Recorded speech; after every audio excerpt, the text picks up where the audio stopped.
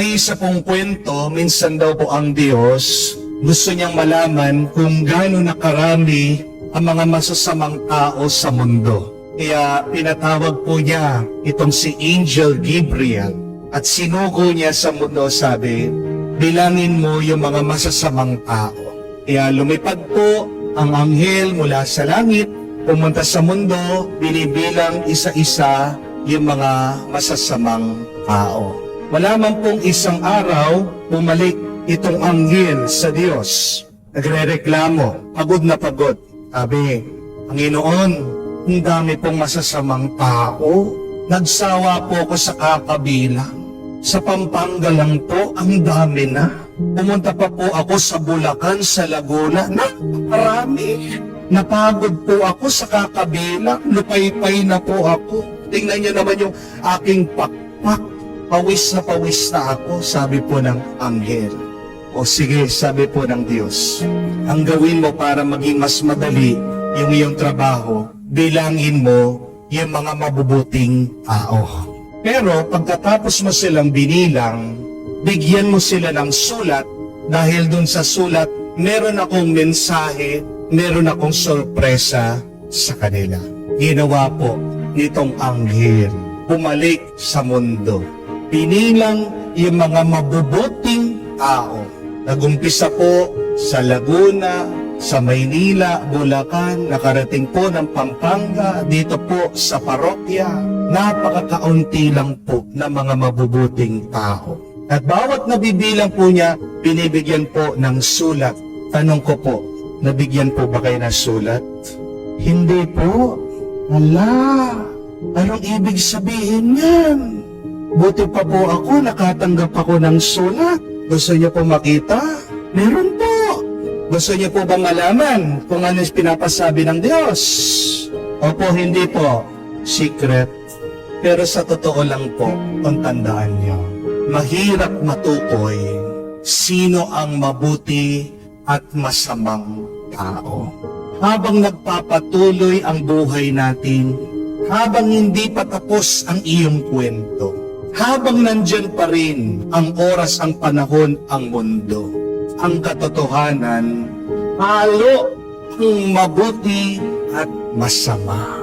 This is the life that we live. This is our existence that we must embrace, that we must accept, that it is a mixture of both good and bad.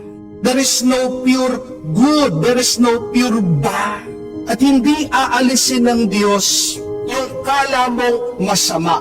Bakit? Kasi baka ikaw na kala mo mabuti, baka kasama ka. Sino ba sa atin dito ang masasabi niya, mabuting mabuti siya? Di ba wala? Kahit naman ang pinakamasama, tandaan mo may pamilya pa rin yan. Kahit na yung nakagawa na karumal-dumal na kasalanan, may nagmamahal pa rin dyan. Amen? Hindi aalisin ng Diyos ang masama kasi baka pati ikaw nakala mong mabuti ay maaalis din at mawawala dahil hindi ka rin purong mabuti, may kasamaan ka pa rin. Ang magandang tanong, ano ang gagawin natin sa gitna ng kasamaan? Hinayaan ng Diyos na tumubo sabay ang mabuti, ang masama, ang trigo, masamang damo. Tatlong bagay po ang gusto kong maalaala nyo. Number 1, never judge. Iwasan nyo ang maghusga. Dahil ang nakikita nating tao sa panlabas na anyo. Pero hindi mo alam kung ano ang nasa puso ng bawat isa. Itong mga alipin ng Panginoon sa kwento, gusto na nilang alisin yung masamang damo. Pero bakit hindi pinaalis ng Diyos? Kasi ang damo at ang trigo magkamukha. Mahirap makilala, makilatis. Kung hindi talaga lalaki at hahayaan mo pagkatapos nilang mabunga, diyan mo lang malalaman sino talaga yung tunay na mabuti, sino talaga yung tunay na masama. Habang hindi pa tapos ang panahon, habang nagpapatuloy pa ang ating buhay, huwag kang maghuhusga. Hindi mo alam kung ano yung pwede pang magawang mabuti ng isang tao. At tandaan niyo po ito, that when you judge, you start to hate. And when you hate, you get angry. And when you get angry, you suffer. Hindi niyo po napapansin yun? Pag naghuhusga ka, tandaan niyo po, kamumuhian mo, aayawan mo ang tao. Pag meron kang pagkamuhi, meron kang galit, at pag meron kang galit, diyan ka nagdurusa. Kung gusto mong maging magaan, kayapa, masaya ang iyong buhay, number 1, alisin mo, please do not judge.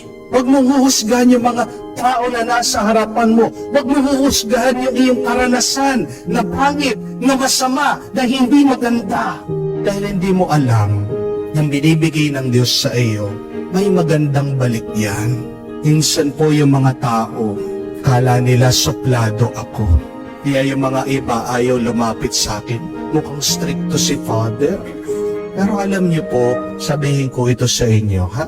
Madalas, yung mga mukhang suplado, mababait yan. Opo, yung mga mukhang mababait, matakot po kayo dyan. May masamang balak yan. Di po ba? Bakit nagiging mabait ang isang tao sa iyo kung hindi meron siyang gusto? Di po ba? Alam niyo po ba sa Amerika, napakaraming serial killer, mamamatay tao, nang re-rape? Nung nahuli na po nila, pinakita nila yung mga picture, ang gwagwapo nila. Yun pala yung sekreto ng mga serial killer. Dahil pag magandang lalaki, yung mga babae, ay gwapo, ay mabait, niyaya, di ba? Yung mukha namang gwapo, may masama palang balak. Tingnan niyo po, dahil dun sa paghuhusga natin sa labas, may malaki tayong pagkakamali. Ginuumpisahan natin ang paghuhusga natin sa iba. Do not judge. You may never know the thing in your life, the person in front of you can actually help you, is actually good. Amen? Pangalawa, grow! Lumago ka! Mamunga ka! Sa gitna ng masama ng iyong nararanasan. Di ba? Meron po tayong kasabihan, bloom where you are planted. Paano tutubo ang isang halaman na pupunutin mo sa lupa? Di ba ba?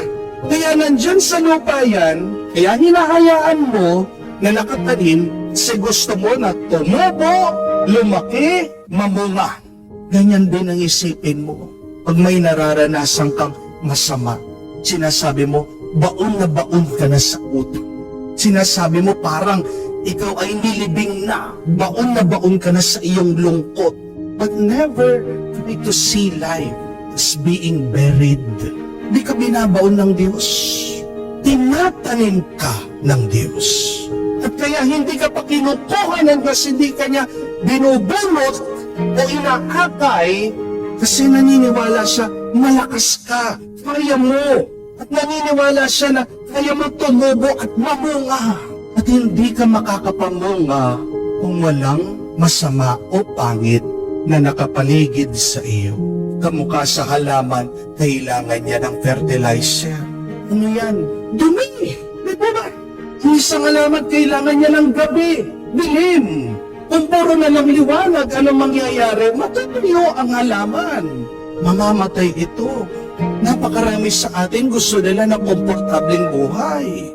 Subukan mo maghapon, humiga ka lang. Ano mangyayari sa'yo? Sasakit ang katawan mo. Kung palagi ka lang natutulog, tandaan niyo po, nagpa-practice na kayo para sa kamatayan. Amen? Gusto mo ng komportableng buhay? Nung gawin niyo, bumili kayong kabaong. Yung kabaong, huwag ka na umalis doon. Ayaw niyo naman, hindi pa ba? Just remember, in mistakes, we learn. In adversity, we become strong. Kung hindi ka magbubuhat ng mabigat, hindi ka lalakas. Hinahayaan ng Diyos ang masama sa iyong buhay. Pinapalakas ka niya, naniniwala siya na sa bandang huli, magtatagumpay ka. magtatagumpay ang kabutihan na tinanim niya sa iyo.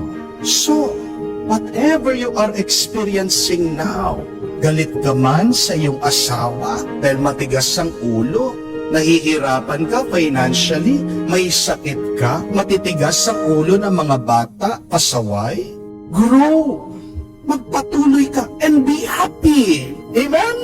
Third and last, be patient. Magtiis ka, magtiyaga ka. Dahil kung hindi ka marunong magtiis, magsasawa ka, mabibigo ka, at susuko ka.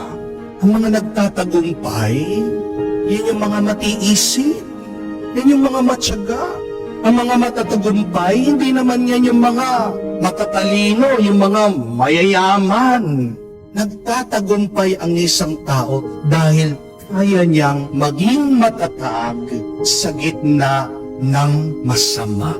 Maging malakas sa gitna ng sakit at bigat ng buhay. Amen? May napakaganda pong kwento. Nung minsan daw, merong isang ibon na lumilipad sa gitna ng bagyo. Nakita siya ng isang halaman. Kinausap ang halaman kung pwede ba siyang huminto, manirahan doon sa kanya dahil napakapagit ang panahon, baka siya'y mapagod, mabasa lalo ang kanyang katawan, baka siya'y mahulog at malunod sa tumataas na tubig, sa baha. Ito pong puno, ni-reject siya. Sinabihan, hindi, umalis ka dito, sabi niya. Galit na galit po, itong ibon. Sabi niya, napakasama naman na halaman nito. Nakikiusap lang naman ako. Mag-isa na lang nga ako, hindi pa niya ako matulungan. Lumipad po yung ibon at nakakita pa ng isang puno. Nakiusap po dun sa puno at pinayagan, pinapasok sa kanyang mga tangkay. At siya po ay naproteksyonan dito po sa ulan. Pagkatapos po ng bagyo, lumabas yung ibon. At nakita po niya, bahang-baha, napakataas po ng tubig. At sa kanyang paglipad, nakita po niya yung unang puno na kinausap niya na naka-cover, balot na balot sa tubig, wala kang makita sa kanya. Dito po naiintindihan nung ibon, ano ang dahilan, itinaboy siya.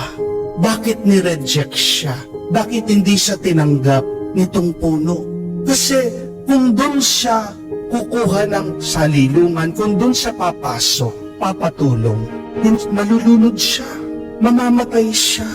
Tingnan niyo po, minsan yung mga masasama, kala natin na nararanasan natin, para din sa'yo yan, para din sa kabutihan mo. Magtiyaga ka, huwag kang titigil, dahil ibibigay din sa'yo ng Diyos kung ano ang mas makakabuti sa'yo, makakapagbigay sa'yo ng tunay na tuwa at kapayapaan. Paano natin malalabanan ang masama? Hindi tayo ang mag-aalis ng masasama sa ating buhay. Tandaan mo, ang Diyos lang. Pero sa harap ng mga pangit, hindi maganda at masasamang karanasan at mga tao sa ating buhay, tandaan mo, una, huwag kang maghusga, manatili kang lumalago, pamunga ka, grow. Kahuli-hulihan, magtiis ka. May panahon din na ibibigay ng Diyos sa iyo kung ano ang karapat-dapat sa iyo. Mabuti ka, umiral ka, mamunga ka, hindi ka pinapabayaan ng Diyos, tinutulungan ka niya, binabasbasan, at ito ay ang ating pasalamatan sa Kanya ngayon at magpakailanman.